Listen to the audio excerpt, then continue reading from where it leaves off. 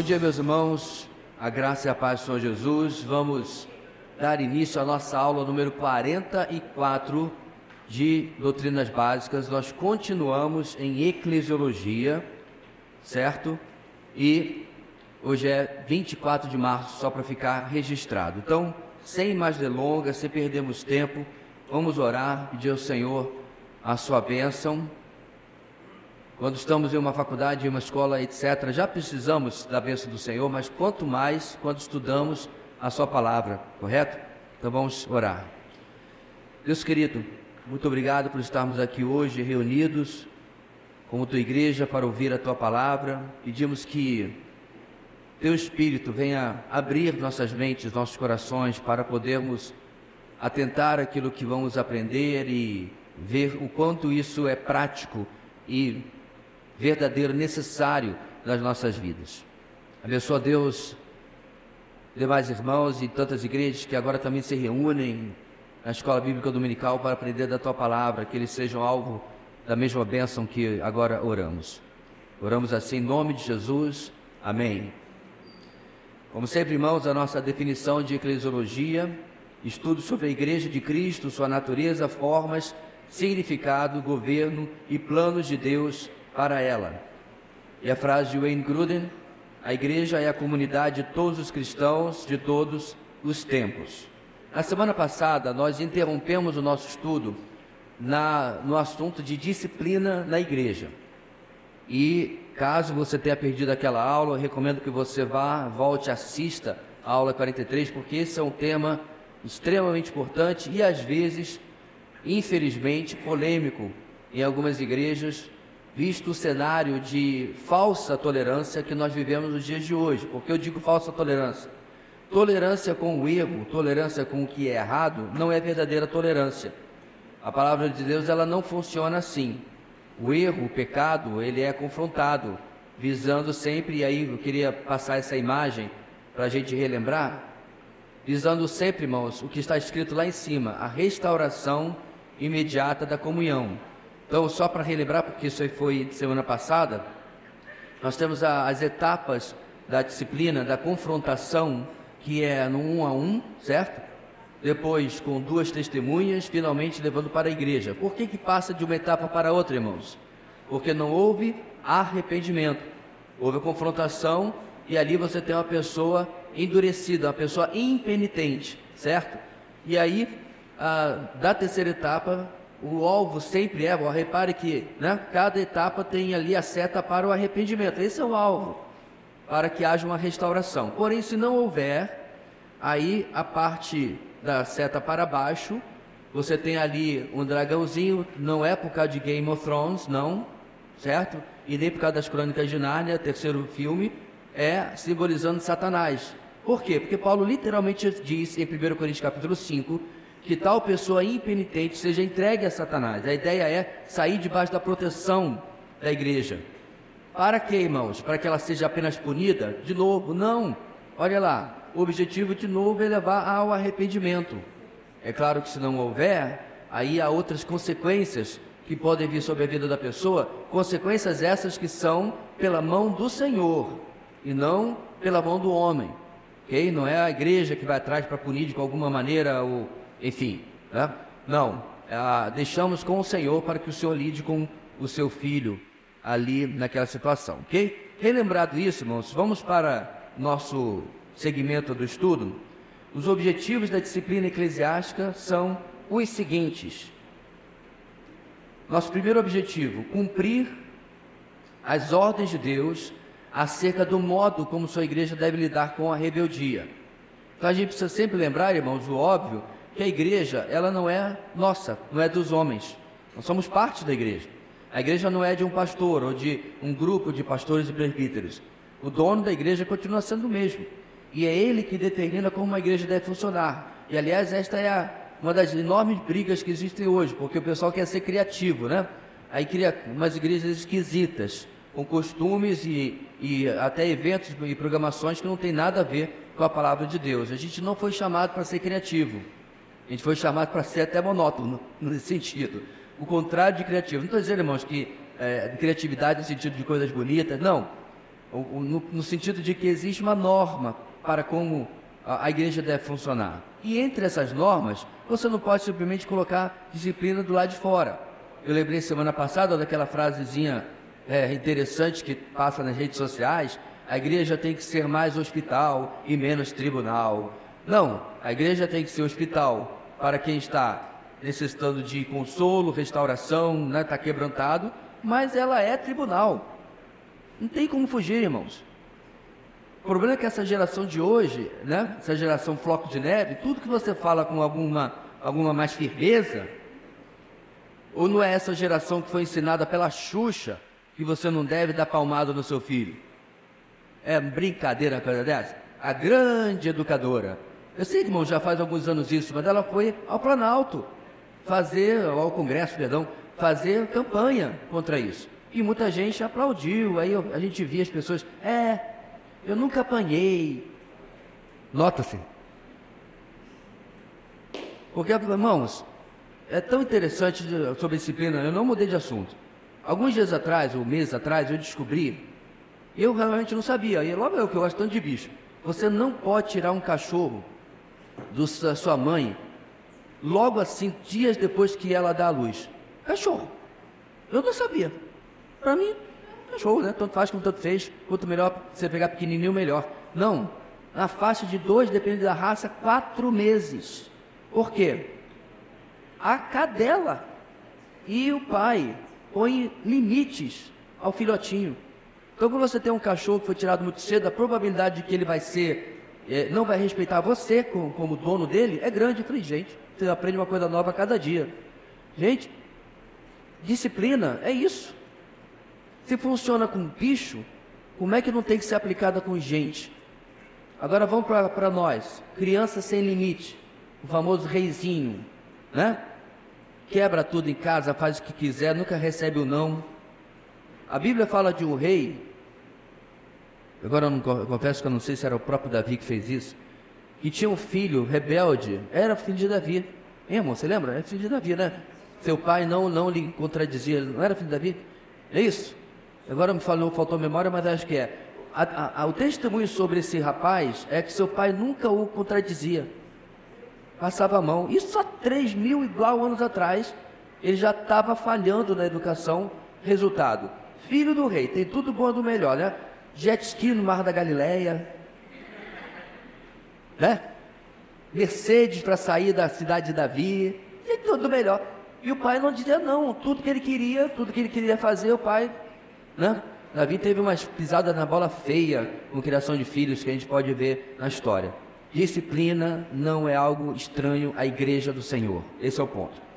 Colocar o ofensor sobre a mão punitiva de Deus e longe do amparo dos irmãos, a fim de que, sendo fustigado por tudo isso, enfim se arrependa. Nós vamos ler apenas os 2 textos que estão sublinhados, que os outros nós já lemos várias e várias vezes na semana passada. Então a gente vai pular de vez em quando para não repetir. 1 Coríntios 5, 4 e 5. Vocês estiverem reunidos em nome do nosso Senhor Jesus, estando eu com vocês em espírito, estando presente também o poder do nosso Senhor Jesus Cristo, entreguem esse homem a Satanás, para que o corpo seja destruído e seu espírito seja salvo no dia do Senhor. E 2 Coríntios 2, 6 a 11. Pois como está escrito... Não tem esse aí? Está falhando aí, então dá tempo de achar? Então, enquanto eu comento primeiro, no primeiro texto, meus irmãos, o que acontece? Paulo está instruindo que aquele jovem, a gente falou semana passada, que estava tendo relações com a sua madrasta, coisa que nem na sociedade coríntia se via, para pensar, certo? Ontem, enquanto de casais, eu lembrei do que falamos na semana passada na EBD, que essa era uma das piores cidades em termos de moralidade do Império Romano. Então, a sociedade estava escandalizada com o pecado dentro da igreja. Então, Paulo diz, expulsem esse jovem impenitente, certo? E entrega a Satanás. Aí vem a segunda carta, 2 Coríntios 2, 6 a 11. Basta-lhe ao total esta repreensão feita por muitos, de maneira que, pelo contrário, deveis antes perdoar e consolá-lo, para que o tal não seja de modo algum devorado de demasiada tristeza, Por isso vos rogo que confirmeis para com ele o vosso amor. E para isso vos escrevi também, para por esta prova saber se sois obedientes em tudo. E a quem perdoares alguma coisa, também eu, porque o que eu também perdoei, se é que tenho perdoado, por amor de vós o fiz na presença de Cristo, para que não sejamos vencidos por Satanás, porque não ignoramos os seus ardis. Então vamos lá. Os comentaristas, irmãos, não têm absoluta certeza que Paulo esteja falando da mesma situação. Mas é muito provável, porque tem a correlação entre as duas cartas, certo? Então, vamos assumir essa provável hipótese. O que acontece? Ele foi expulso da comunhão, certo? Ele se arrepende, só que a igreja agora, a igreja de Corinto, ou ela exagerava para um lado, ou ela exagerava para o outro. Na primeira carta, ela está exagerando com um amor mal direcionado, aceitando o pecador em pecado, sem confrontá-lo e sem fazer nada. Paulo repreende a igreja: expulsa esse camarada do meio de vocês, porque ele não é alguém arrependido. Tá, a igreja obedece. Quando chega na segunda carta, a igreja erra do outro lado. Agora ela é rígida demais. O rapaz já buscou a igreja em arrependimento, não sabemos quanto tempo passou, mas ele buscou a igreja em arrependimento. Agora a igreja diz: não. Paulo mandou expulsar vocês. Entenderam tudo errado. Por quê, irmãos? Eles perderam o foco da disciplina, o alvo da disciplina, que a gente falou já no começo dessa aula, que é a restauração. Agora, restaurado, na segunda carta, Paulo: receba-o como irmão, mostre o seu amor por ele, certo? Para que, então, ele tendo encontrado arrependimento, a disciplina chegue até a sua conclusão, ok? Vamos lá. Último item desse slide: manter a pureza da igreja. Vamos ler Romanos 2, 24. Pois como está escrito, o nome de Deus é blasfemado entre os gentios por causa de vocês. No caso aí, ele está se referindo, irmãos, escrevendo particularmente a porção da igreja no capítulo 2 de judeus. Por quê? Vindo de uma cultura de alta moral, e ele se comportava de maneira imoral, antiética, etc., o nome de Deus era blasfemado entre os gentios. Essa é a ideia que Paulo está falando aí. E nós já falamos isso, irmãos, várias vezes. As piores coisas que pode acontecer é quando você vê crente dando mau testemunho no seu ambiente de trabalho, né? Então, meu irmão, minha irmã, se você de certa forma, Raimundo, né? Desculpe aí se tiver algum Raimundo, mas um jeito na igreja e outro no mundo, particularmente porque o ambiente de trabalho é onde você passa às vezes 4, 5, 6, 7, 8 horas por dia. Então, sim, você precisa ser diferenciado. Eu me lembrei agora de um irmão, lá no acampamento do Paraná. Nós estávamos trabalhando lá, acampamento do Palavra da Vida no Paraná. Eu não recordo se a Leila estava comigo nesse estágio. Lembra de um camarada que, inclusive, na peça das crianças fez Golias, 1,90 m e blau? Só que ele não era 1,90 m e blau de varapau, não, irmão. Era dessa largura, o cabra. E ele era PM, o uniforme dele era feito sob encomenda. Tão grande que o camarada era. E ele conversando com a gente, né, com alguns homens, ele falava do conflito que ele tinha, porque o lugar que ele estava postado, não sei o termo que usa na PM, enfim, ele estava colocado para trabalhar, tinha policiais corruptos, tinha policiais violentos, tinha gente toda errada. E ele só não sofria mais, meu irmão, porque ele tinha 1,95 m e 150 kg. Então, era meio difícil tirar farofa com um camarada desse tamanho. Ele era muito grande. Ele fez o Golias na peça, como falei. Então, a aflição dele, meus irmãos, era porque ele queria manter o seu testemunho. E frequentemente ele era pressionado e dizia não a participar de ações questionáveis, que dariam, inclusive, se descobertas, disciplina. E não é só, obviamente, neste ambiente, mas em qualquer ambiente de trabalho, você pode ser submetido a coisas que você vai ter que decidir entre a ética do reino e a ética do mundo, ou a falta dela, a moral do reino e a moral do mundo. Ah, pastor, mas isso é lá fora. Não. Se uma igreja local, meus irmãos, tem ciência de um comportamento antiético, ilegal, imoral, no ambiente de trabalho que seja, de um membro de sua igreja, a igreja é obrigada a agir. Então não é como se fosse uma coisa, né, departamentalizada, da porta para cá, a igreja age, da porta para lá é da vida da pessoa. Não funciona assim. A vida do cristão, meus irmãos, é um todo. Ela não é uma coisa em um lugar e outra coisa em outro. Então, se porventura tem dúvidas no seu coração sobre o seu comportamento, o que você pode fazer? Provavelmente, se seu ambiente de trabalho tem outros cristãos. Pergunte.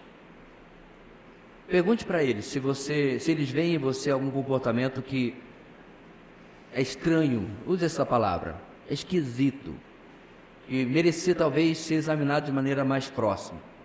Ou você pode perguntar, né, talvez ao seu superior, se teria alguma coisa que você poderia melhorar no seu comportamento, talvez, e a gente sabe, mas às vezes tem pessoas, apesar de incrédulas, que são extremamente corretas, e podem ser instrumento também para nos ajudar em algo que esteja sem necessidade de mudança na nossa vida. 1 Coríntios 5:2, ainda neste ponto. E vocês estão orgulhosos? Não deviam, porém, estar cheios de tristeza e expulsar da comunhão aquele que fez isso? Parte daquele texto que eu falei que já lemos quase todo, né? A igreja estava orgulhosa do seu amor mal posicionado e a pureza da igreja estava em jogo. Efésios 4:1-3. Como prisioneiro no Senhor, rogo-lhes que vivam de maneira digna da vocação que receberam.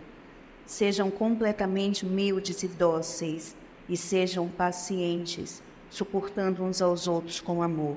Façam todo esforço para conservar a unidade do Espírito pelo vínculo da paz.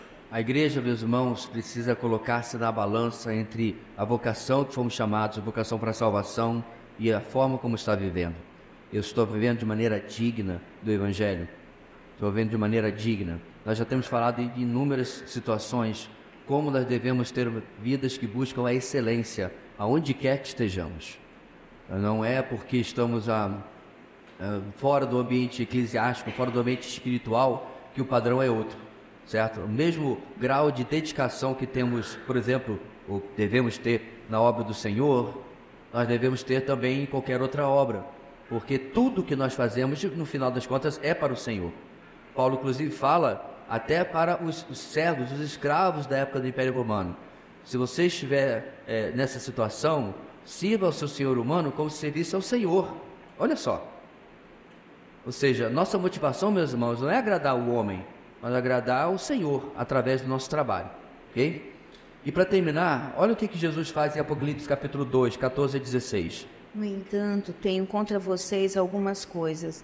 Vocês têm aí pessoas que se apegam aos ensinos de Balaão, que ensinou Balaque a armar ciladas contra os israelitas, induzindo-os a comer alimentos sacrificados a ídolos e a praticar imoralidade sexual. De igual modo, vocês têm também os que se apegam aos ensinos dos nicolaítas. Portanto, arrependa-se, senão virei em breve até você e lutarei contra eles com a espada da minha boca. Esse Jesus o pessoal modernoso não gosta. Eu tenho contra você. Falando para a igreja. Essa é qual? Eu não lembro agora.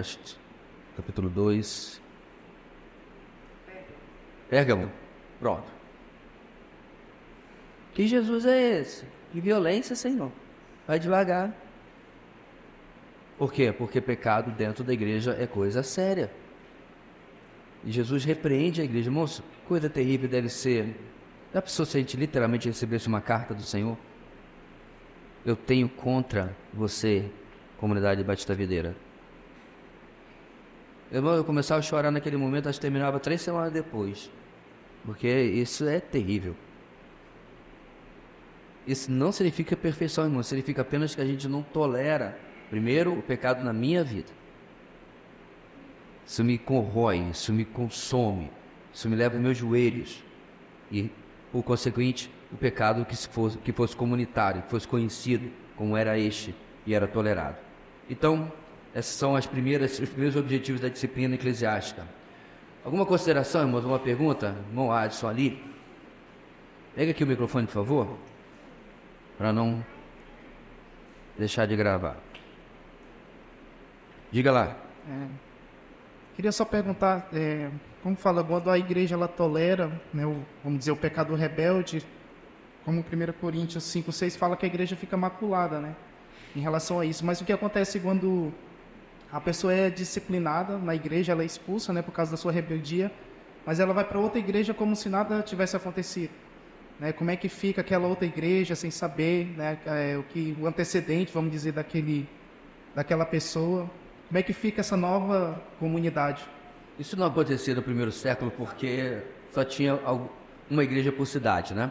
O evangelho estava começando, mas eu já vi isso um monte de vezes. Eu, inclusive, mencionei no domingo passado, quem me perguntou isso, o nosso preletor da última conferência, como falei para vocês, foi meu professor e professor de 1 Coríntios. Ele experimentou a seguinte situação, vou resumir. Havia uma jovem em sua igreja que começou um relacionamento com um colega de trabalho incrédulo, certo? E como a nossa igreja, eu creio, a essa altura abundantemente sabe, isso além de ser proibido nas escrituras, também é praticado como algo proibido na nossa igreja. Julgo desigual não é de fora pessoal. Eu não faço esse casamento. Eu faço casamento de 2 incrédulos, eu faço casamento de 2 crentes, mas de um crente e de um incrédulo eu não faço, porque eu não vou ir contra a palavra de Deus. E essa jovem foi conversada com ela, quando souberam do namoro. Ela insistiu e noivou, e foi conversado com ela. Isso foi, meus irmãos, durante meses. E aí finalmente deram um ultimato, vamos chamar assim, e ela bateu o pé de que ela ia seguir adiante, e a igreja, em assembleia, a excluiu. A mãe, a princípio, né, como diz aí, mãe é mãe, ficou do lado da filha, apesar de ser membro da igreja e continuar lá. O que a moça fez? Ela foi para outro bairro, procurou uma outra igreja. E em casa, um dia, isso a mãe, sem falar com o pastor Edson, estava um dia em casa lavando louça, a filha disse, pois é, mãe, nos últimos domingos eu tenho ido na igreja tal, e eu já sentei com o pastor, abre aspas, vou falar o que o pastor Edson disse, que ela falou para a mãe. Eu contei para ele o meu pecado e disse que não tem nada a ver, fecha aspas.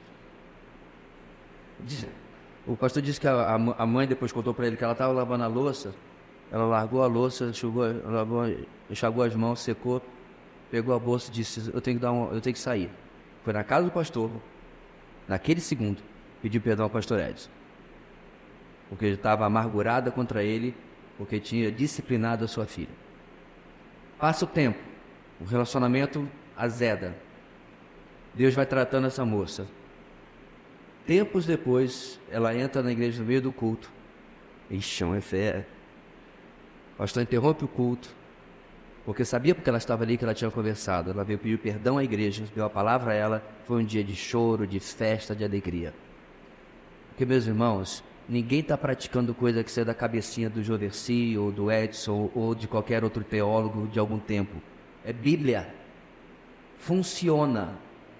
A disciplina vai confirmar o coração endurecido, ou vai levar ao arrependimento o coração arrependido. E uma ou outra. Nosso papel é fazer o que a Bíblia diz para fazer. É difícil? Sem dúvida nenhuma. Sem dúvida nenhuma. Mas a Bíblia funciona. Está aí a prova. Ok? Então, sobre a igreja lá, eu creio que ela ficaria sob disciplina do Senhor. Como isso se resolveria, como aconteceria, eu não sei. Particularmente, eu creio nesse ponto pastor, porque é ele que estava sabendo o que estava acontecendo. Apesar que a cidade lá não era tão grande na época, provável que todos soubessem. Então eu não sei exatamente como Deus ia resolver isso, porque eu não posso afirmar.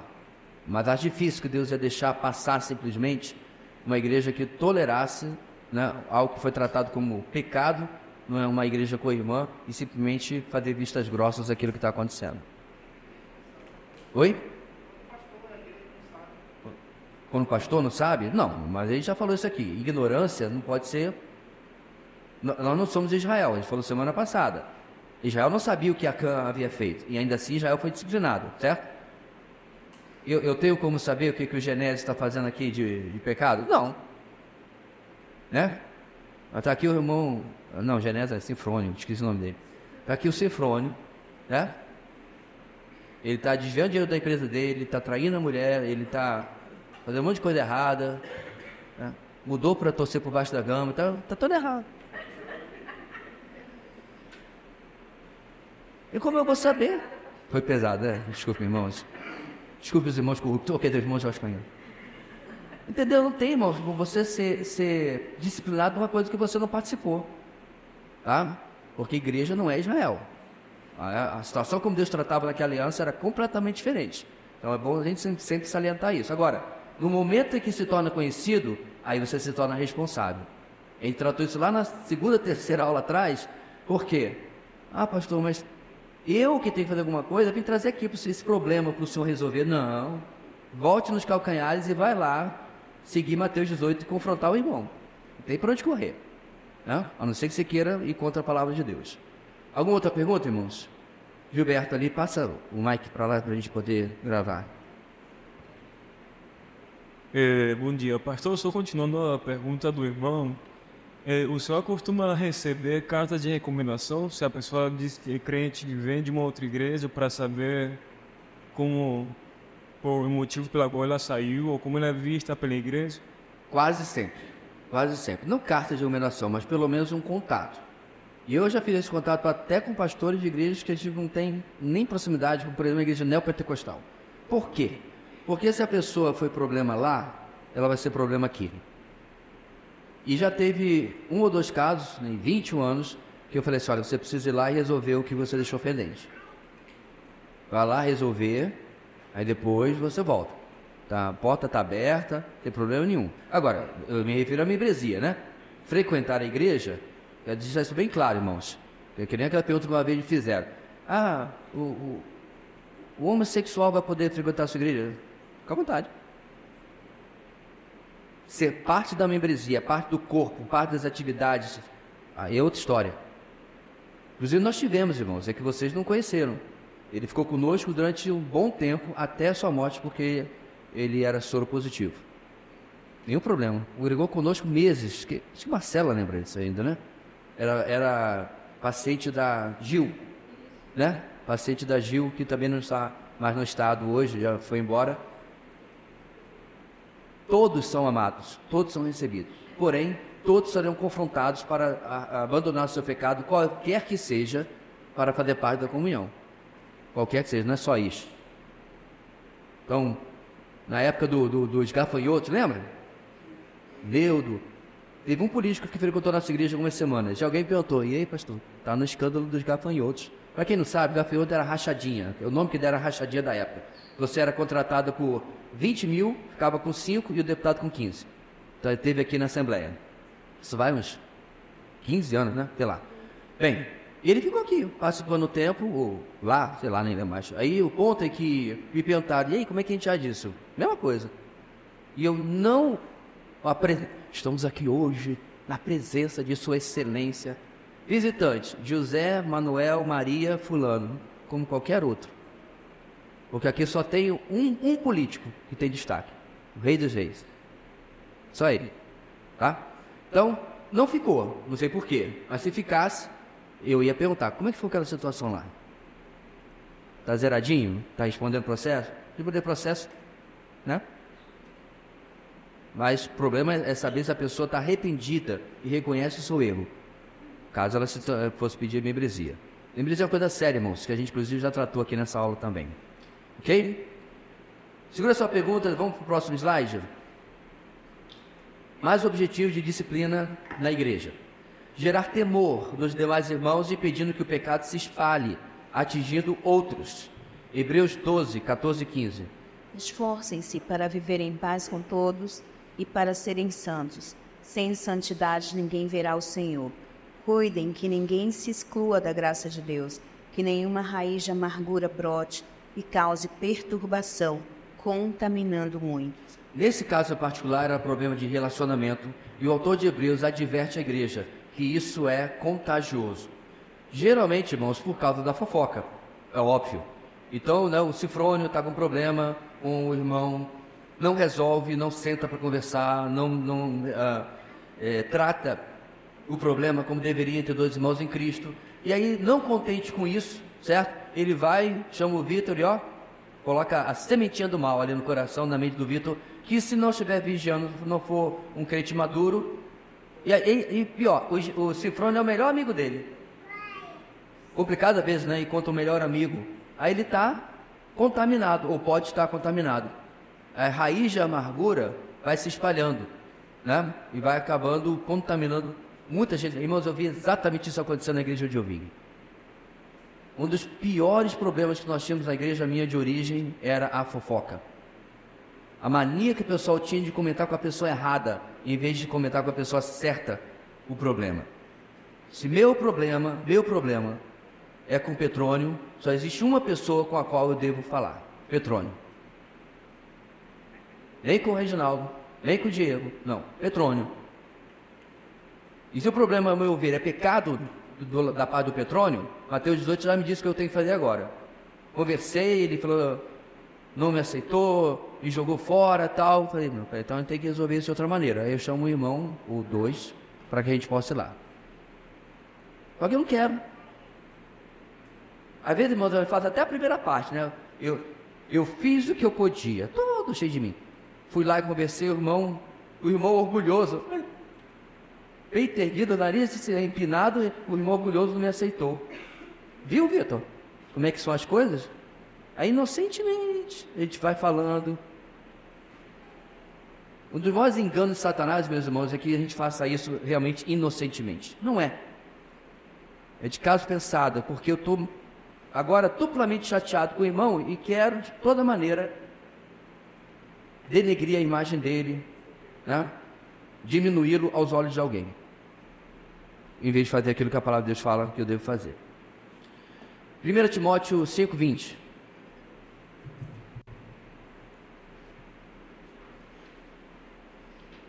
Não tem aí, não? Então, Gálatas 2:11, tá? Ok. Quando, porém, Pedro veio a Antioquia, enfrentei-o face a face por sua atitude condenável. Pronto. Então, Pedro é confrontado por Paulo, Pedrão, certo? Porque em público ele se comportava de uma maneira com os judeus e depois com os gentios de outra maneira. E aí, para aquilo não se transformasse em algo imitável, né, por parte da igreja, que obviamente ele era um modelo. Achou aí 1 Timóteo 5:20?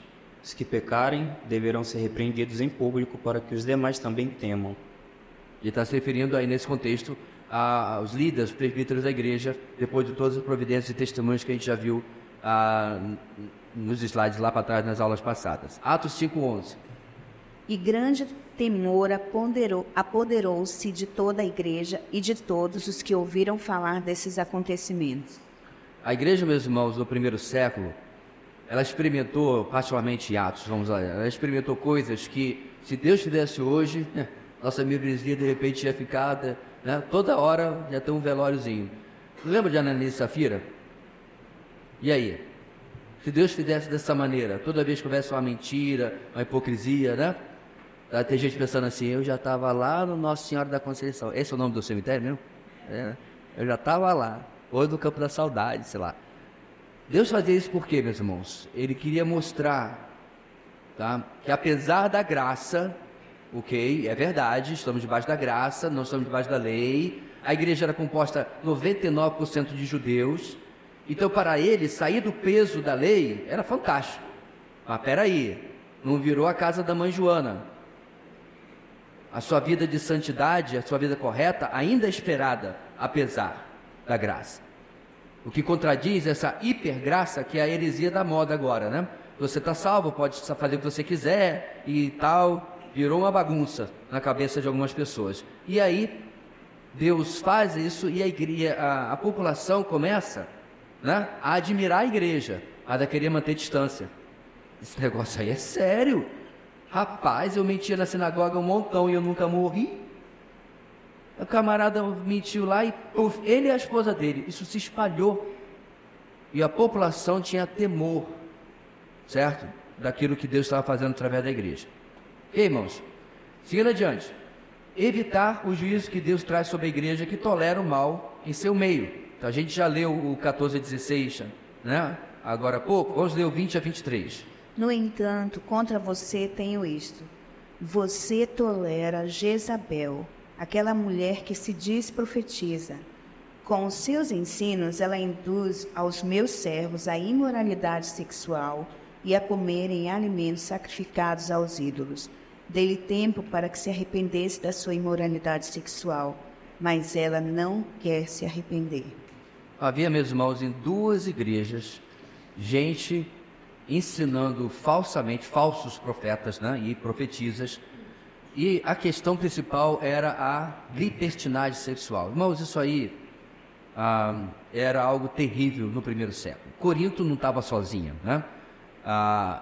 Isso era algo comum na Roma de então. Havia prostitutos cultuais no templo, você ia lá levar um sacrifício, atividade religiosa, e acabava na cama de um estranho ou de uma estranha. E a igreja, infelizmente, estava indo por aí. E aí, por que Deus traz a disciplina? Para evitar que o juízo dele venha sobre a igreja. Como a gente já está vendo em todos esses textos, uma coisa que seja comum e aceitável pela igreja, e sendo pecado, a igreja sim vai ser disciplinada. Porque não é uma coisa isolada e não é uma coisa desconhecida, é uma coisa conhecida e tolerada. E aí a igreja vai ser responsabilizada por isso, ok? Só terminar o slide e a gente vai para as perguntas, tá? E finalmente, restauração e reconciliação do cristão que se está desviando. Provérbios 13, 24. Quem se nega a castigar seu filho não o ama. Quem o ama não hesita em discipliná-lo. Hebreus 12, 6. Pois o Senhor disciplina quem ama e castiga todo aquele a quem aceita como filho. Apocalipse 3, 19. Repreendo e disciplino aqueles que eu amo. Por isso, seja diligente e arrependa-se. Totalmente diferente desse Jesus New Age de hoje em dia, né? Esse, inclusive, último, é Jesus falando, 3,19. Antes você podia até dizer, Provérbios 3,24, é o Deus do Antigo Testamento. Eu não gostava muito dele mesmo. É muito irado. Não gosto dele não. E Apocalipse, que tal? Jesusinho de Nazaré.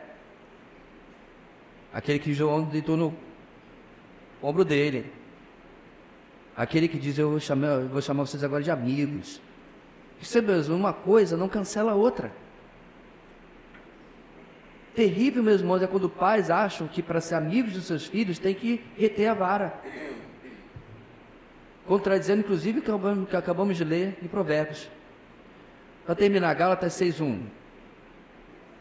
Irmãos, se alguém for surpreendido em algum pecado, vocês que são espirituais deverão restaurá-lo com mansidão. Cuide-se, porém, para cada um... Cuide-se, porém, cada um, para que também não seja tentado. Deixa eu fazer uma explicaçãozinha, uma ressalva, meus irmãos. Quando Paulo fala, vocês que são espirituais, ele não está no sentido de que vocês são perfeitos. Não, está se tratando de um problema. O irmão foi confrontado, surpreendido naquele pecado, certo? Então, quem deve confrontar aquele irmão? Aquele que não está neste pecado. Porque é óbvio, meus irmãos, que nós temos outros pecados, certo? Inclusive, isso é uma percepção que nos humilha, que nos torna humildes, porque nós não estamos indo de um patamar de perfeição confrontar uma outra pessoa. Nós estamos diante de um pecador e nós somos pecadores também. Mas se eu percebo que o irmão está pecando neste item, o que Mateus 7 diz? Primeiro eu examino a mim mesmo, para ver se eu estou ok. Estando ok, eu vou lá e confronto. Não estando ok, eu resolvo primeiro aqui. E aí depois eu confronto. Mas eu não tenho como fugir disso aqui. Se fui eu a testemunha do que aconteceu, irmãos, isso não aconteceu por acaso. Deus me colocou naquela situação para que eu seja o instrumento dele para ajudar esse irmão naquele momento. Ok? Tiago 5, 19 e 20. Meus irmãos, se algum de vocês se desviar da verdade e alguém o trouxer de volta, lembrem-se disso. Quem converte um pecador do erro do seu caminho salvará a vida dessa pessoa e fará que muitíssimos pecados sejam perdoados. Então está aí, meus irmãos. Mais uma vez, Tiago nos ensinando que o objetivo é a restauração e reconciliação do irmão, ok? Marcelo, sua pergunta, vamos lá. Na verdade, não é uma pergunta, eu queria que o senhor falasse sobre a responsabilidade que a igreja tem de manter essa disciplina, que não é apenas da liderança, do próprio pastor, dos presbíteros, mas de toda a igreja. Dando um exemplo de que, quando eu vejo alguém indo para isso, sempre digo, né? Eu estou vendo meu irmão ir para o buraco, mas eu me eximo a responsabilidade de chamá-la atenção. Ou falo para A, B, C e não repreendo por omissão, por não querer me meter na vida do outro, ou por achar que eu não tenho nada a ver com isso, estou pecando contra o Senhor. Então, eu queria que o senhor falasse um pouco sobre isso, porque eu não sei se o senhor falou sobre na parte de membresia, não lembro, mas isso é muito importante falar nessa parte da disciplina, porque para que nós tenhamos disciplina, se a igreja não entender isso da forma correta, ela age errado e deixa a responsabilidade somente para a liderança. Vamos partir do ponto primeiro que ninguém é a polícia da vida de ninguém. Não é isso que nós estamos falando, certo? Ninguém vai agora ficar, né, com a prancheta, né? Não é isso. Porém, o outro extremo é esse de eu não tenho nada a ver com isso. Tem sim. Irmãos, Deus não dá ponto sem nó. Se você caiu na, entre aspas, coincidência de chegar naquele ambiente, naquele dia, naquela hora, e encontrar aquela pessoa naquela circunstância, é porque Deus conduziu desta maneira e você é responsável. Nós já tratamos disso, é que eu não lembro quem estava aqui ou não, quando eu mencionei que já tivemos casos, né? Minha campainha toca, eu olho lá no portão, que na época era aquele baixinho, naquele muro, lá estava o irmão da igreja. Eu, que bom, que benção. Ovelha na minha casa, benção, não era não. Naquele momento não era. Por quê? Ele veio falar que o Sinfrônio, pastor, sei como lhe contar isso, mas eu estava em tal lugar e o Sinfrônio estava fazendo uma coisa que eu não sei, pastor, nem como lhe dizer, sabe, cheio de mistérios. Aí eu já falei assim, que bom que você não sabe como me dizer, porque não é para me dizer mesmo. Como assim, pastor? Sou pastor da igreja. Falei, então vamos lá. Você vai voltar, você vai assumir a responsabilidade que Deus colocou sobre a sua vida, vai confrontar essa pessoa em amor, tá? Se você não sabe o roteiro, tá aqui uma cópia de Mateus 18, leva, imprime para você levar. Irmãos, isso não é novidade, está na Bíblia há 2000 anos. A gente que não quer. Inclusive, tem uma mensagem minha antiga no canal, confrontar é amar. Recomendo a todos assistirem novamente. Essa mensagem tem uns 10 anos se bobear. Tá lá, bem no começo, acho que, inclusive, não lembro nem se ela tem vídeo, acho que é só o áudio e uma imagem parada, porque ela é muito antiga, nem câmera nós tínhamos na época. O ponto é que não confrontar é não amar. Inclusive, naquela aula eu mencionei que há exceções. Ok, então você é uma mulher e você viu um irmão em uma situação extremamente constrangedora. Aí sim eu recomendo, chame o seu marido e vá junto. Não vá você como mulher confrontar e vice-versa também, né? Então é mais salutar e em termos de proteção fazer dessa maneira. Pastor, mas aí não está contrariando Mateus 18? Eu vou puxar a carta de uma só carne. Pronto. É uma só carne que está indo confrontar lá o irmão. Irmãos, é óbvio que Jesus não queria que nós nos colocássemos em situações desconfortáveis nesse sentido. Certo? Então você deve pedir ajuda do seu cônjuge, se você é solteiro ou solteira, talvez um irmão mais próximo daquela pessoa para ir junto. Há pequenas adaptações, mas no fundo você não vai ter como passar o cajado ou o bastão para outro, que é o que muita gente tentou fazer. Parou, viu, irmãos? Faz muitos anos que ninguém faz isso lá em casa, porque de tanto eu falar, né, acabou se aprendendo. Eu não sei se aprendeu a outra parte, em que lhe cabe ir atrás e tentar resolver, né? Eu espero que sim, ok? Patrícia. Pastor, voltando a alguns versículos aí, quando fala da questão da disciplina, a gente pode concluir que toda disciplina, no final, ela é igual no sentido de o irmão que está disciplinado, chegou ali até o fim, ele foi disciplinado, ele está entregue a Satanás? Se ele não se arrepender? Não, porque mesmo quando às vezes há arrependimento, ainda assim ocorre a disciplina, correto? Não. O entrega a Satanás de Coríntios 5 é para o impenitente. É o que a gente chama de exclusão. Né? Paulo era, né? Paulinho, tão aqui não gentil. É disciplina, é exclusão. Não, a disciplina que acontece quando a pessoa é arrependida é uma disciplina de restauração. É para proteger a pessoa. Exatamente. Então, quando você tem uma pessoa que se arrependeu e confessou, e, por exemplo, ela é retirada de um ministério, tá? Inclusive pastores. Pastores que são disciplinados não continuam fazendo o que continuavam fazendo. Todos são afastados. Isso não é, irmão, punição. É porque essa pessoa precisa, certo, ir para o estaleiro. Ela precisa ir para a oficina mecânica, para reparos. Ela precisa de tempo porque pecado nunca é uma coisa. Ninguém adultera, que a gente gosta só desse daí, né? Ninguém adultera por adulterar. Há um processo bom, um processo que aconteceu na vida dessa pessoa, e se esse processo não for passado por aconselhamento bíblico, conferência mês que vem, de 10 a 13 de abril, se não passar por aconselhamento bíblico, pode até não acontecer de novo, mas essa pessoa vai ficar sempre vulnerável porque ela não resolveu de verdade o que passou na sua vida. Vamos lá, os pecados que nós já cometemos, alguns talvez que mais sérios, que você realmente, né, meteu o pé na jaca, como se diz. Se você entender o processo, não lhe ajudou, a pessoa disciplinada precisa passar pela mesma situação, ela precisa de ajuda para entender por que chegamos até ali, certo? Ou ela chegou, no caso. Eu ouvi uma pregação uma vez que o pastor falou que, nesses casos, embora a pessoa mesmo venha confessar algo que não era público, ela se arrependeu, viu que está errado e confessou ali, mas ela é importante entrar na questão da disciplina pela questão do exemplo. Está correto isso? Por exemplo, que aquilo vai ser para a congregação.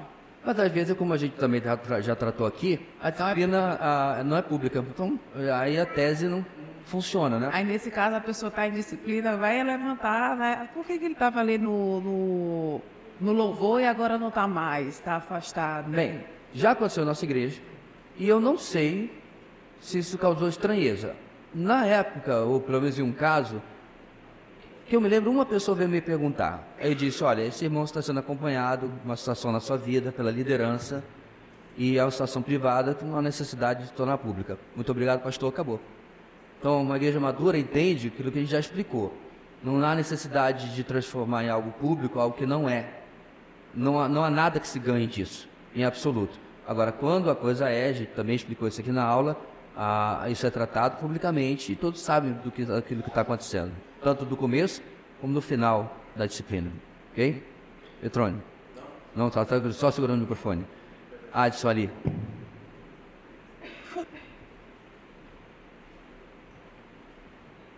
Pastor, eu gostaria de saber o limite da comunhão, nem comunhão que eu digo assim, de relacionamento de uma pessoa que foi expulsa da igreja, né? Eu falo assim de ser membro.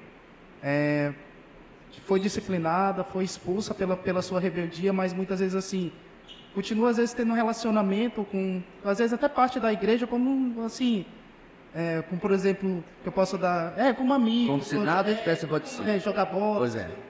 Então, irmãos, isso é uma coisa que infelizmente eu acho que a igreja tem falhado muito, a igreja em geral, certo?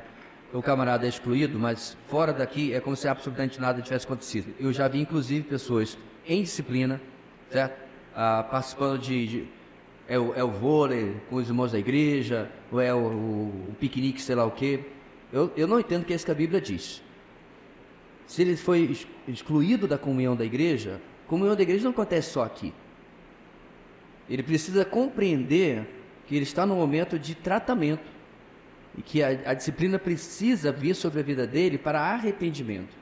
Se nós tratamos aquela pessoa como se absolutamente nada tivesse acontecido, irmãos, eu não estou inventando isso. Paulo fala, Pedro confirma, certo? E a gente precisa tratar aquela pessoa como alguém que é estranho à comunhão. Mateus 18 termina como você considerando aquela pessoa como gentio e publicano. Vamos analisar o contexto? Judeu comia com gentio? Não. Ele tinha comunhão com os publicanos? Não. Então Jesus está sendo muito claro. De novo, irmãos, o nosso problema é que a gente quer fazer teologia com o coração e não com a mente. Eu não acho que a mente seja sem misericórdia e sem graça, não. Quando nós analisamos a Bíblia com a mente, nós vamos incluir misericórdia e graça, mas vamos fazer aquilo que a Bíblia diz que vai fazer. Mas quando a gente tenta fazer teologia com sentimento, com coração, a gente começa a tentar achar brechas para todas as coisas. É daí que vem, por exemplo, o pessoal que está apagando o inferno, dizendo que não há mais condenação eterna. Eles têm medo da reputação de Deus. Como assim Deus vai mandar as pessoas para o inferno? Tá, mas é o que está na Bíblia. Mas Deus é amor, ele fica só para um lado. Então, na disciplina, irmãos, isso inclui sim a pessoa ser retirada de determinados relacionamentos. A exceção óbvia seria a família. se é um filho, se é uma mãe, um pai, não tem como. Convive na mesma casa, não tem como. O que eu sei que um pastor aconselhou foi que não se tratava mais com aquele membro da família absolutamente nada da igreja. Porque ele não pertence mais àquela igreja. Ele foi excluído da comunhão. Então, tudo da casa, teve aniversário, fizeram o aniversário dele, é da família. Vai deixar de fazer aniversário do filho, ou da esposa, né? Tem nada a ver uma coisa com a outra. Vai deixar de falar? Não vai deixar de falar? Não. Mas eles não conversavam mais com eles nada sobre a igreja, porque ele não faz mais parte da igreja. Isso funciona, meus irmãos? De novo, vou ficar com a Bíblia. Se a Bíblia diz para fazer, é porque funciona. A pessoa, com o tempo, vai cair em si do quanto ele tem perdido.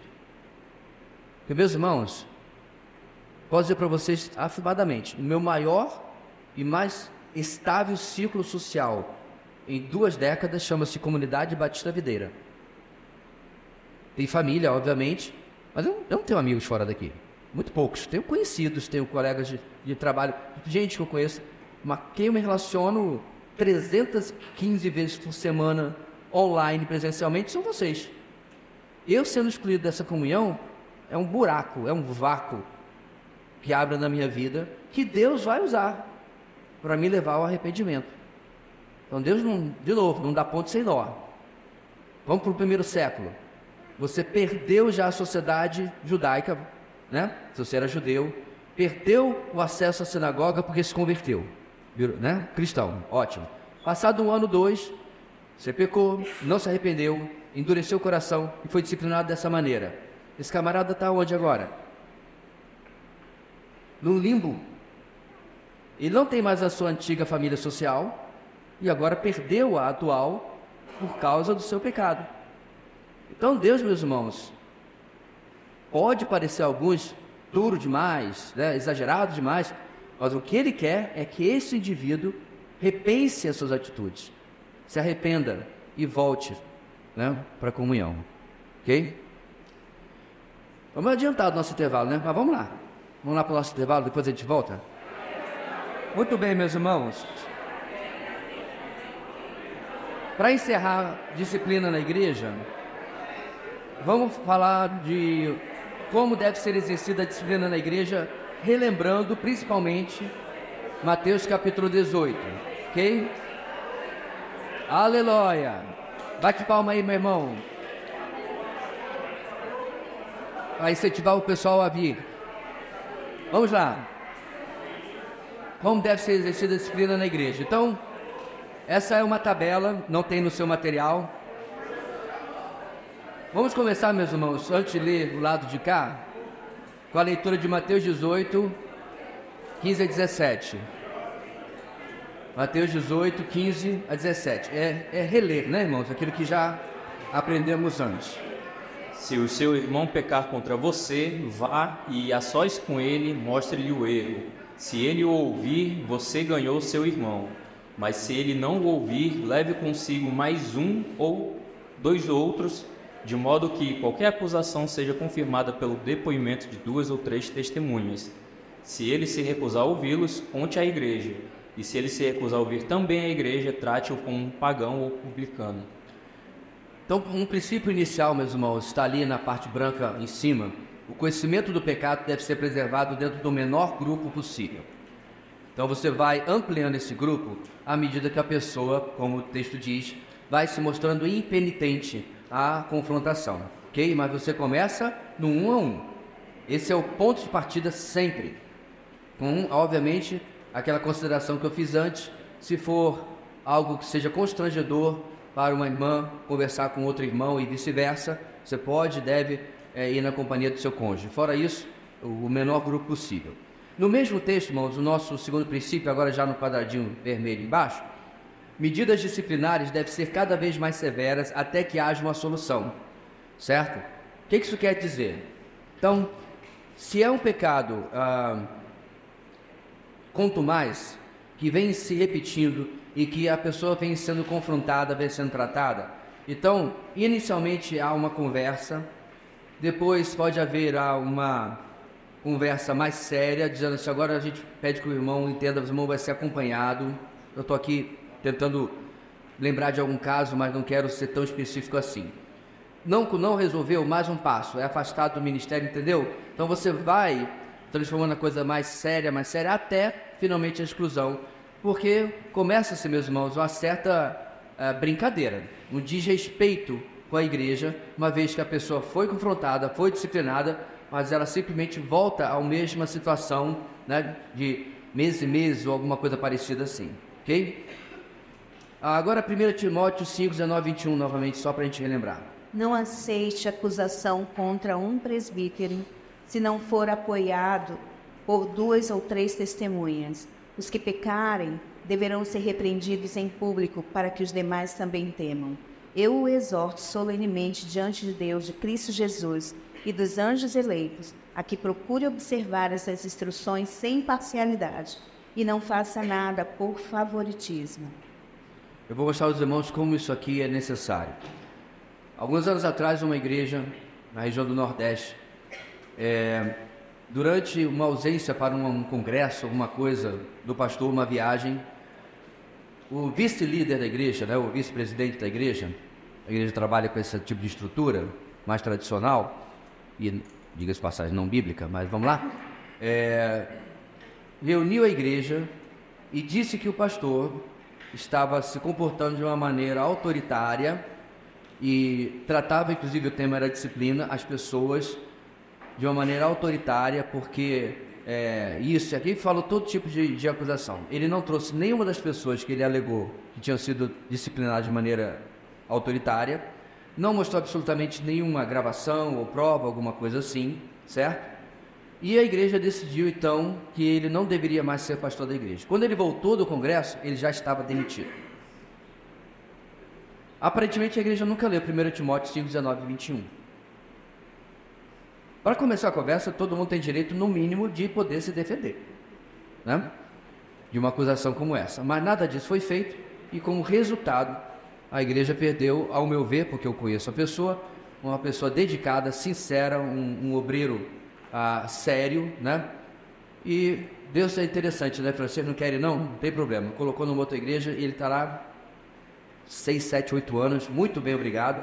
E aparentemente essa igreja não acha que ele faz tudo aquilo que a outra acusou, né? Bem, o ponto, meus irmãos, é que líderes não estão acima de confrontação, mas existe uma norma colocada na palavra de Deus para proteção. Via de regra, não há nenhum pecado menor do que o outro, mas se a gente for sincero, o mais grave pecado e mais frequente que relaciona ou coloca pastores, líderes dentro dele, é de natureza moral. Acontece outro? Sim. Tem um pastor nos Estados Unidos que ele foi demitido porque ele estava procedendo com atitudes antiéticas com as suas publicações. Ele fazia plágio de livros, nos seus livros, nas suas publicações, não dava crédito, né? Plágio sem o crédito.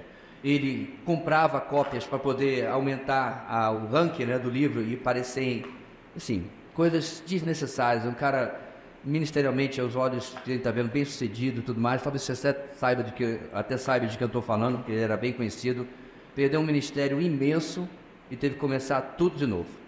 O ponto aqui, meus irmãos, é que houve passos certos bíblicos para a confrontação e ele se mostrou endurecido para com a liderança que ele mesmo treinou, que ele mesmo estabeleceu. Então, não estão acima de confrontação e não estão acima de disciplina também. Apenas precisa passar pelos meios que Deus colocou na sua palavra. Ok? Sim, agora vamos ter um novo narrador. Vamos lá. 2 Coríntios 2, 5 a 8. Cadê o Mike? Oi, isso aí. 2 Coríntios 2, 5 a 8. Se um de vocês tem causado tristeza, não a tem causado apenas a mim, mas também, em parte, para não ser demasiadamente severo a todos vocês. A punição que foi-lhe imposta pela maioria é suficiente. 7. Agora, ao contrário, vocês devem perdoar-lhe e consolá-lo, para que ele não seja dominado por excessiva tristeza.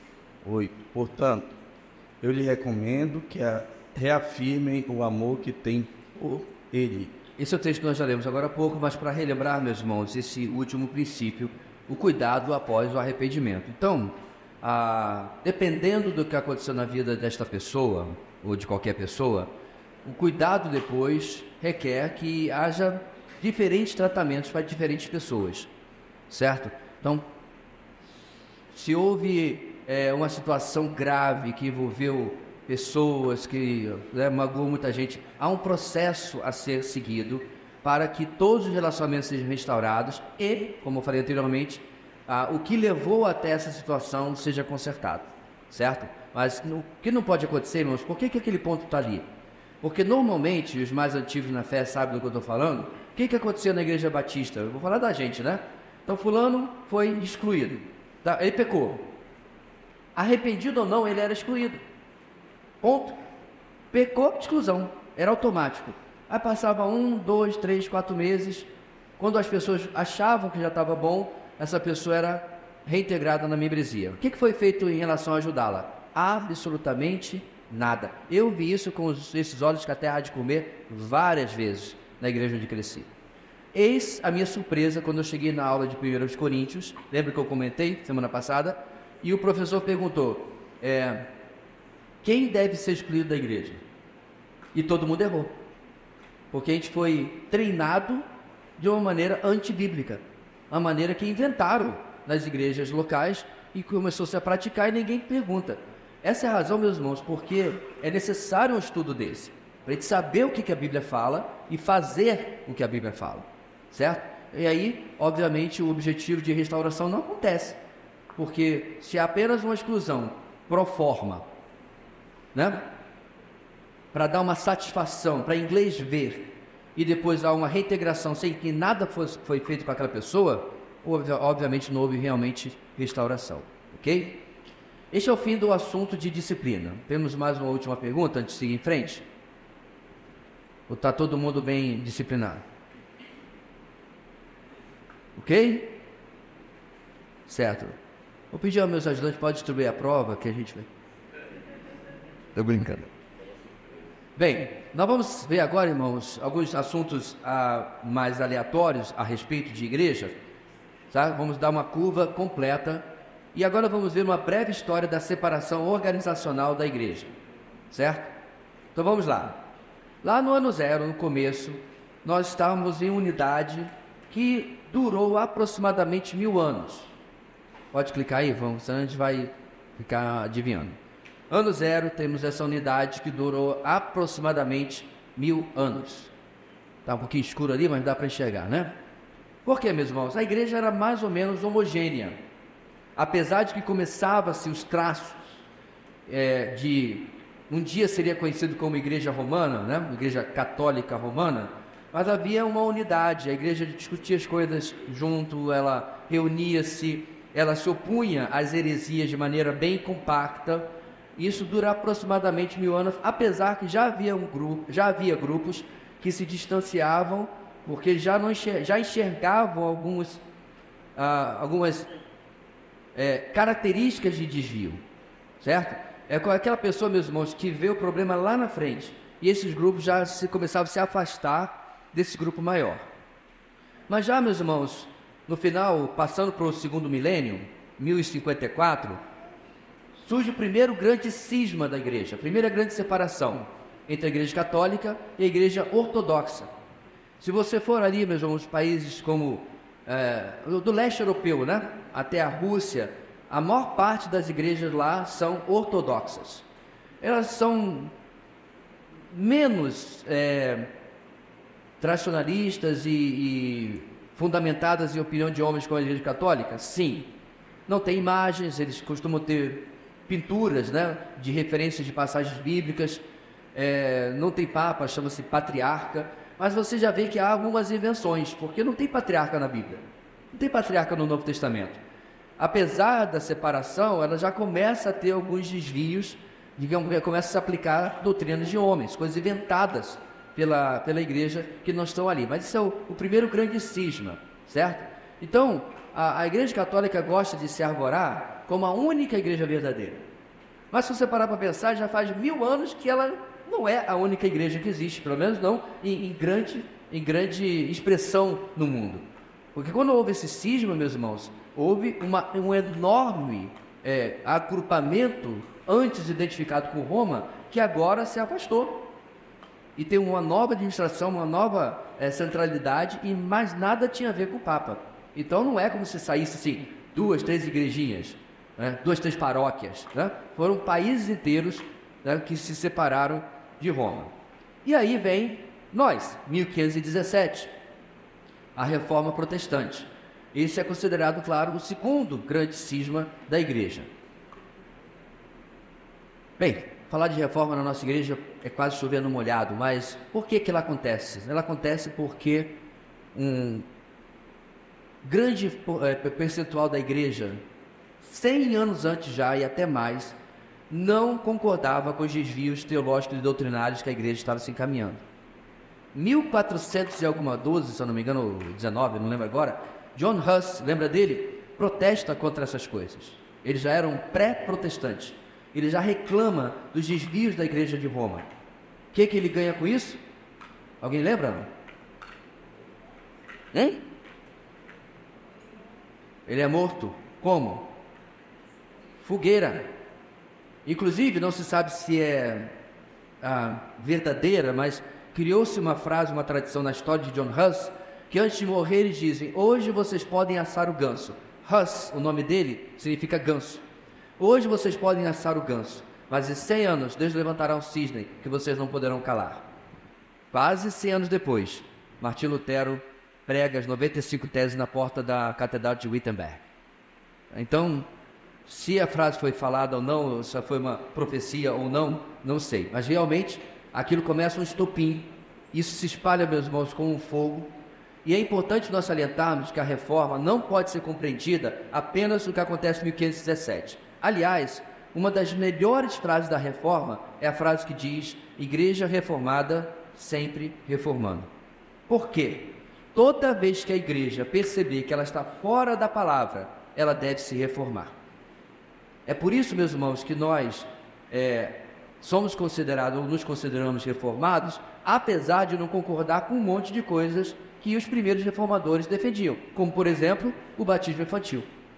Certo? Ao meu ver, essa foi uma falha dos primeiros reformadores, que deveriam abandonar esse costume, mas o mantiveram por diversas razões que não dá tempo de explicarmos aqui. Então a reforma se espalha, meus irmãos, e ela claro, rapidamente modificada ao longo que ela vai passando. E aí vem uma outra reforma que a gente chama de reforma radical e igrejas livres. Por que estamos chamando de igrejas livres?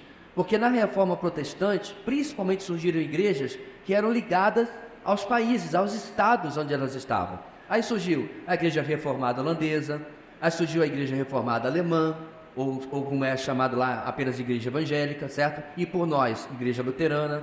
E aí surgiram diversas igrejas que eram vinculadas ao governo. Esta é uma das razões porque a política e a igreja se misturaram nessa época. Por que nós somos chamados de protestantes? Por causa dos príncipes protestantes da Alemanha. Eles protestavam contra o governo centralizado no Papa.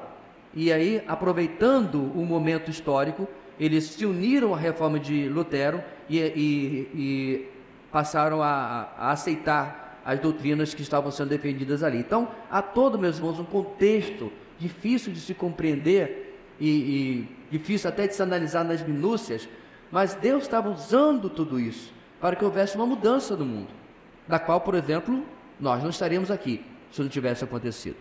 Ok? Então, dessa reforma radical, igrejas livres, surgem, por exemplo, os batistas, presbiterianos, os congregacionais, os puritanos como movimento como um todo, porque não estavam mais ligados a uma nação, ou a um rei, ou a um governo, mas eram completamente livres e, detalhe, foram também perseguidos por causa disso. Você lembra muito bem que John Bunyan, o autor de O Peregrino, ele foi preso. Por que ele foi preso? Porque era baderneiro, ladrão? Não, ele estava pregando o evangelho sem autorização do governo. Isso, né? Muita gente, meus irmãos, fugiu nessa época de um país para outro, especialmente para a América, para o Novo Mundo, por causa de perseguição religiosa dos protestantes. Essa é a razão porque a enorme maioria dos colonos que foram para a América eram de origem protestante. Bem, mais um pouquinho adiante, irmãos, enquanto está se formando essas igrejas da Reforma Radical, a gente, como batista, vem apenas em 1600 e pouco, mas no meio do caminho surge a igreja anglicana, que é a igreja inglesa. Esse é outro cisma que a igreja católica sofre. Por quê? O rei Henrique VIII, certo? Porque era um homem muito espiritual e não aceitava as doutrinas da igreja católica? Não. Única e exclusivamente, ou principalmente porque ele queria, alguém sabe ou não? Casar de novo. E a igreja católica era terminantemente contra o divórcio. Viu que motivação nobre que ele tinha? Então o que acontece com a igreja anglicana, meus irmãos? Tira esse letreiro aí, igreja católica. Agora coloca, igreja da Inglaterra, só. Com o passar do tempo, algumas mudanças foram acontecendo. Ela, de certa forma, sofreu também influências reformadoras. Como? Quando o rei era católico, os protestantes sofriam na Inglaterra. E eram, inclusive, mortos. Quando o rei ou a rainha era protestante, os protestantes floresciam. Em meio a isso, a igreja era reformada aos poucos. Só que, irmãos, a igreja anglicana foi sendo reformada até um determinado ponto. Aí parou. Ela continuou com tradicionalismos, continuou seguindo ritos, em vez de seguir a palavra de Deus. Ela tinha uma missa melhorada, não era de verdade um culto.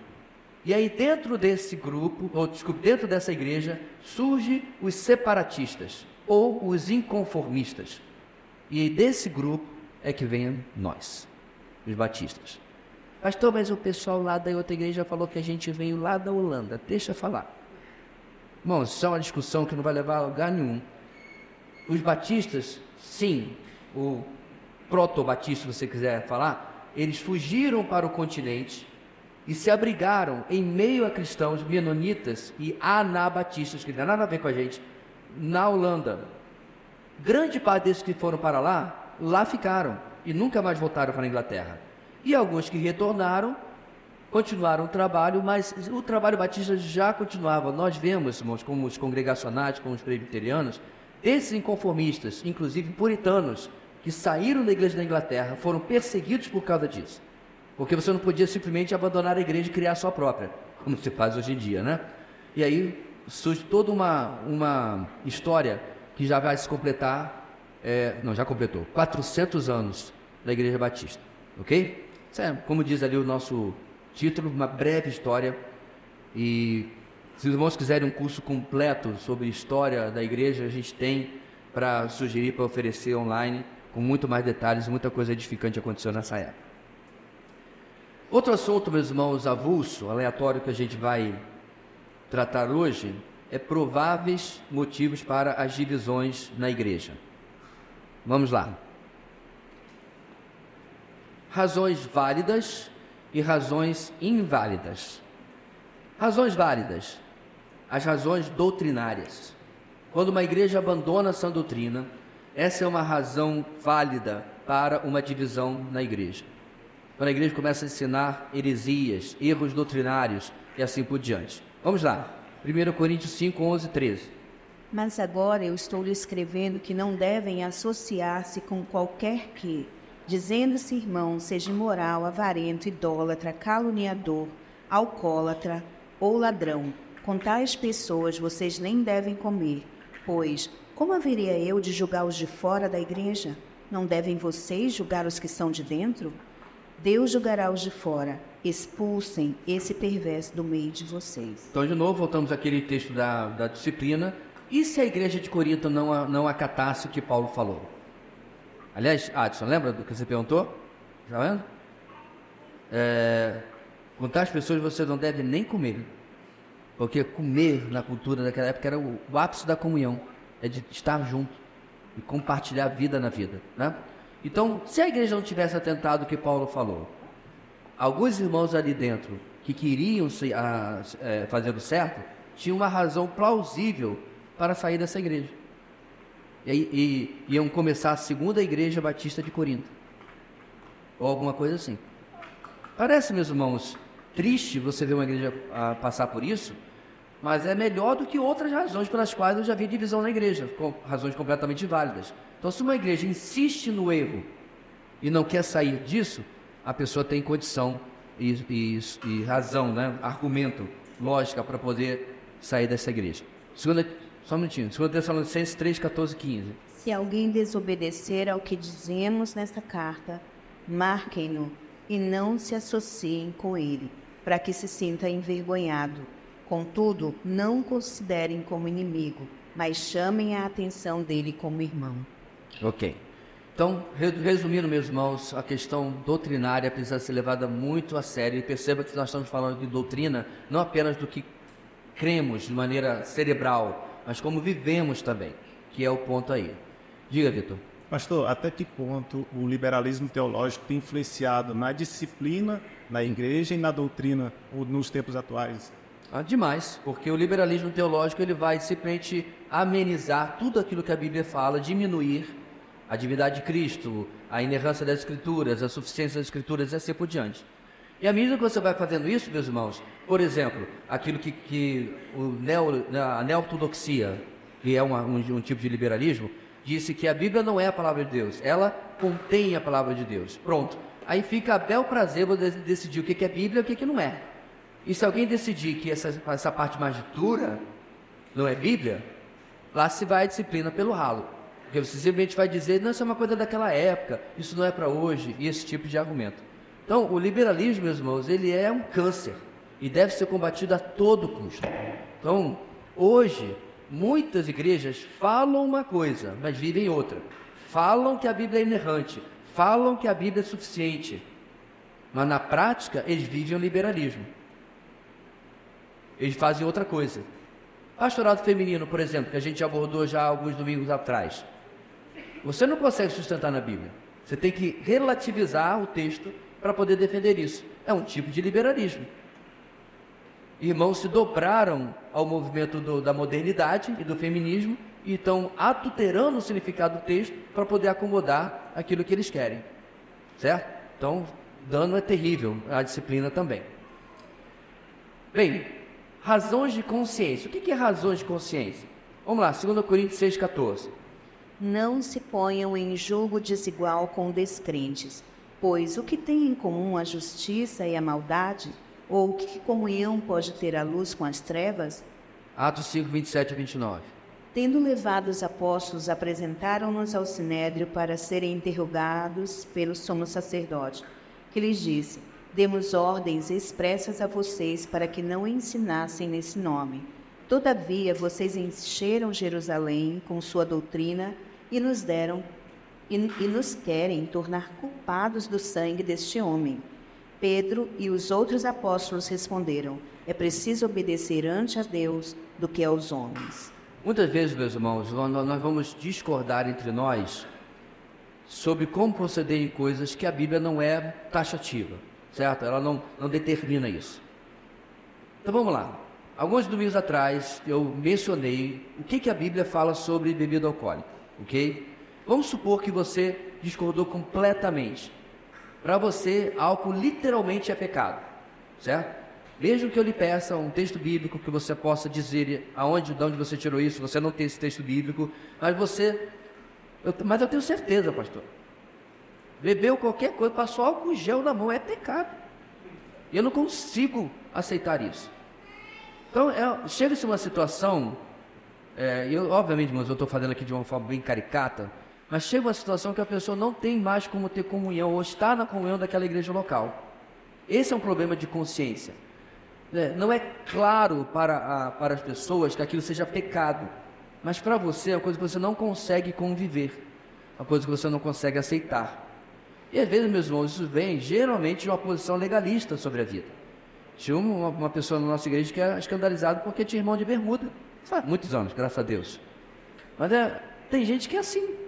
Tem gente que simplesmente, ou começa a criar um monte de regrinhas para a sua vida e deseja que os outros vivam pelas regrinhas da sua vida.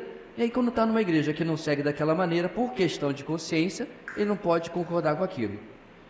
Há muitos anos atrás, meus irmãos, eu participava de um trabalho, tentar aqui dar um mínimo de detalhes possível, e todo ano ele se repetia. E aí eu percebi a presença de uma pessoa na equipe que estava trabalhando nesse evento, e eu fiquei pensando cá comigo, de nenhuma igreja que eu me lembre. E aí eu fui perguntar, ele era espírita. E aí eu falei, como é que é? Aí eu fui perguntar, peraí, o fulano é espírita, está trabalhando aqui com a gente? Até onde eu sei, na casa do Senhor só ministra quem é filho do Senhor. Quando está batendo. Aí falaram, não, mas a gente reserva, ele está assim, está limpando o banheiro, está arrumando as camas, reserva coisas assim. Eu falei, mudou nada. Tudo que a gente faz na obra do Senhor é espiritual. Ou quer dizer que ele é menos importante do que eu que vou pregar? A história é essa. Insisti.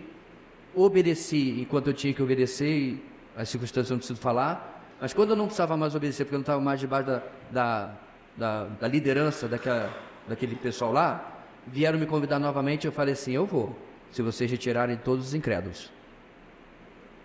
Isso é Caxias, né? Isso é chatinho, você não sabe da missa a metade. Melhor dizendo, você não sabe do culto o prelúdio. Como isso? E eu não participei, isso é uma questão de consciência. Não era questão de mudar de igreja, mas eu estou dando um exemplo, que isso para mim é algo inegociável. Aqueles irmãos lá são tudo perdidos, vão para o inferno. Não, eu estou dizendo isso. Mas eu não posso concordar com aquilo que eles concordavam. Ok? Uma vez também me chamaram, eu olhei para o Lucas, lembrei, de um grupo de louvor e queriam cantar música adventista. Eu falei assim, eu não vou tocar. Bora cantar logo Jesus Cristo, de Roberto Carlos. Mas não, Roberto Carlos é um bom católico. O cara é devoto de Nossa Senhora. Qual a diferença cantar o do devoto de Nossa Senhora para cantar o do devoto de Ellen White? E bati o pé. Se cantasse, eu saía do grupo. E assim foi. Por quê? Problema de consciência. Você isolou aqueles irmãos, bloqueou no Facebook? Não. Continuam meus amigos. Mas eu não vou participar de uma coisa que eu não consigo biblicamente concordar. Certo? Acho engraçado, irmão, só para falar sobre a questão de música, eu enfrentei o mesmo problema na minha igreja de origem, porque queria fazer uma cantata do Prisma, da qual eu não participei. E não fui no evento. Estou dizendo, meus irmãos, eu sou cri-cri Caxias desde menino. Não é porque eu estou velho, não. Desde a adolescência, não fui. E lá estava, né? Aí fez uma pergunta. Eu tenho uma outra cantata para propor para vocês. É da Torre de Vigia. Torre de Vigia? É. Testemunho de Jeová. Mas aí qual é a diferença? Seita é seita. Amo todos, como seres humanos, como pessoas que precisam do Evangelho. Mas não consigo concordar com um grupo que nega a suficiência das Escrituras, que acredita e profetiza. E uma série de heresias que os adventistas têm, como o Testemunho de Jeová tem, como os mormons têm. Irmãos, cantar uma coisa, né? Por exemplo, eu não concordo com tudo que Diante do Trono crê, a Igreja da Lagoinha, mas são nossos irmãos em Cristo. E a gente canta um monte de música deles aqui porque o cerne, o âmago, o centro da fé está protegida.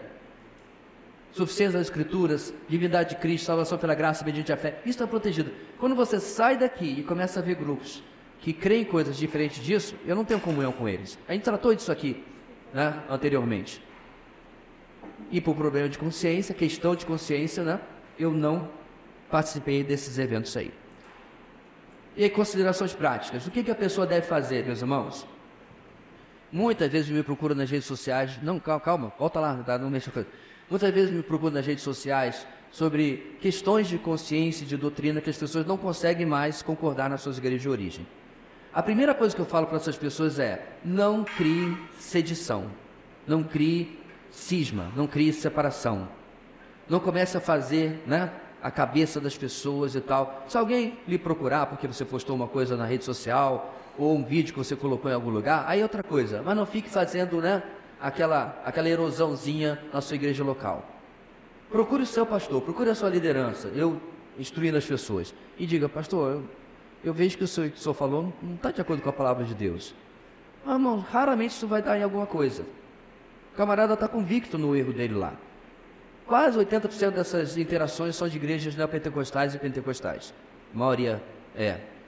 Bem, uma vez que a pessoa volta e diz assim, olha, pastor, eu fui conversar, não deu certo, na verdade acabou bem triste, né? Fiquei até surpreso com a reação da pessoa, do pastor e tal. O meu conselho é, bem, agradeça pelo tempo de investimento, agradeça pelo tempo que você ficou lá e ore ao Senhor se você deve ir para um outro lugar, onde você concorde com aquilo que é pregado, com aquilo que é ensinado. Então, meus irmãos, há maneiras e maneiras de se mudar de uma igreja. E detalhe, quase sempre as pessoas saem pela coluna vermelha, ou róseo, sei lá que cor é aquela lá. Razões inválidas, ambição, orgulho pessoal, diferenças menores.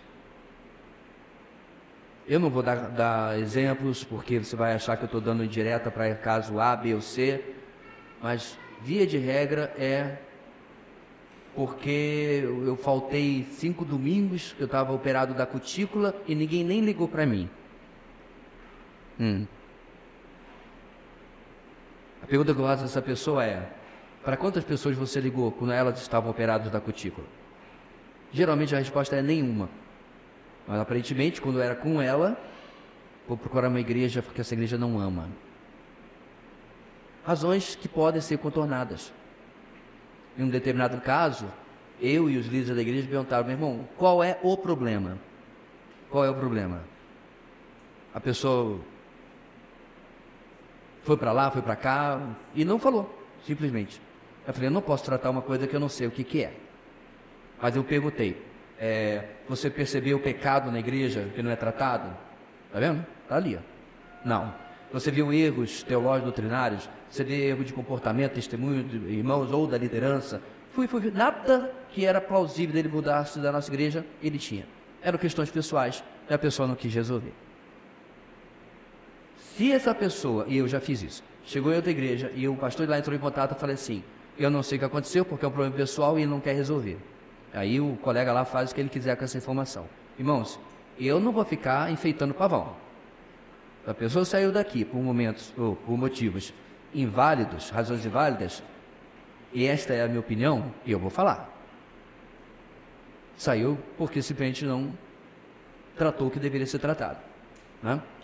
Infelizmente, nem todos têm esse hábito de entrar em contato com a liderança ou a igreja anterior para saber o que aconteceu.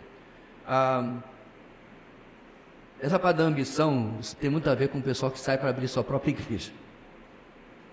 Menos comum no meio batista, é verdade, mas, rapaz, eu estava vendo de um bairro distante, lá do São Bento, por dentro, até o Pricumã. Gente, eu acho que eu contei mais de 20 igrejas.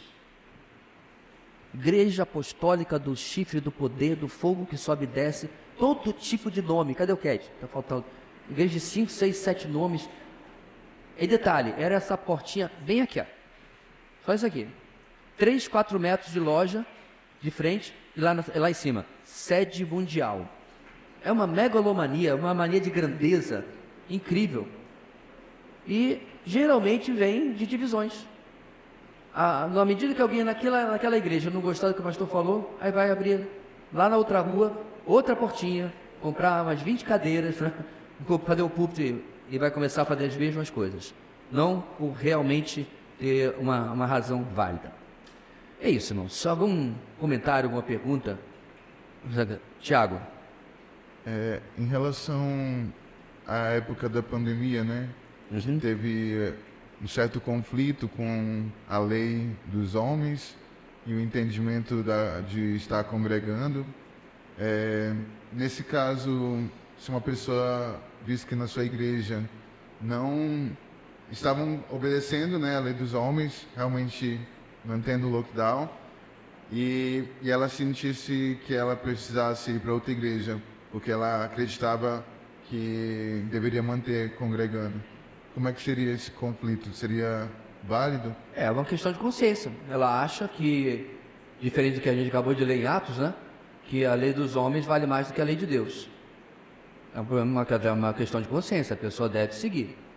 Aqui na nossa igreja, graças a Deus, nossa cidade, a gente teve aquele... Nem foi lockdown, né? Foi lockdinho. Foi 3 meses, foi? 3 meses. Então, graças a Deus. Agora, eu falei na época para a equipe ministerial que eu não estava disposto a fechar a igreja mais uma vez. A sede, né, irmãos? Deixar de ter reunião aqui. Por quê?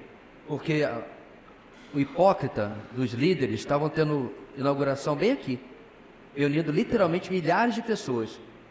E eu não posso reunir 100 e tantas pessoas aqui. Então, era um governo que se mostrava hipócrita naquilo que fazia e em contraste com aquilo que ordenava. E fora o fato de que a Bíblia me autoriza a reunir-se, né? E, irmãos, eu via tanta hipocrisia naquela época. O pessoal reunido em tudo quanto é lugar, mas aparentemente na igreja pegava doença. Ônibus, tinha gente, tudo quanto é lugar tinha gente. Uma vez eu fui no supermercado e encontrei um irmão, né? Eu falei, meu irmão, como é que tá? Tudo bem? Lotado. O açaí, o atacadão, sei lá o quê. Como é que você está? Como é que tá? Ah, não, pastor, a gente não estou indo à igreja não, porque eu acho que não se deve aglomerar. Aí eu... Então, privá-lo da minha contaminante presença. Eu tenho pouca paciência com essa hipocrisia que se formou naquele dia. Desculpe a consciência de alguns. Eu sei que foi difícil, eu sei que a gente perdeu gente querida. Mas aparentemente isso não foi tudo quanto é lugar. Só se pegava Covid dentro da igreja. Tinha um monte de atividades, tinha cidades, que o cinema estava funcionando, o teatro estava funcionando, o shopping estava funcionando, mas a igreja não podia reunir. Quem não vê, meus irmãos, uma agenda maligna nisso? E detalhe, shopping, cinema, teatro, não ajuda ninguém na sua sanidade emocional, mental, espiritual. Igreja ajuda. O que era mais importante no momento de fragilidade que as pessoas estavam passando foi retirado da população. Então, voltando à sua pergunta, se essa pessoa saiu, eu respeito, mas discordo frontalmente, porque ela estava seguindo uma orientação, né? E não a orientação da sua liderança espiritual. E detalhe, se ela não tratou com a sua liderança que esse foi o motivo dele sair, para mim ele não sabe resolver as questões pessoais, prefere sair de maneira pela tangente, né?